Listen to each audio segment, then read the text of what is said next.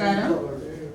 ఈ కార్యక్రమాన్ని మీరు ఇంత చక్కగా అరేంజ్ చేసి మమ్మల్ని అందరినీ పిలిచినందుకు మీరు మాకు ఇచ్చిన గొప్ప ఇదే మాకు గురువులకు ఇచ్చే గొప్ప వరం.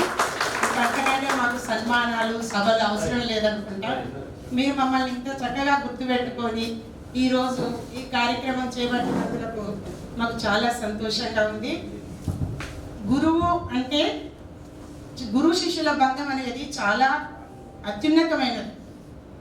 గురువు ఎప్పుడైతే ఆదర్శవంతంగా ఉంటాడో శిష్యుడు కూడా అదే విధంగా తను పోయే బాటలో ఎలాంటి కష్టాలు ఎదురైనప్పటికీ కూడా మనోధైర్యంతో ముందుకు సాగిపోతాడు.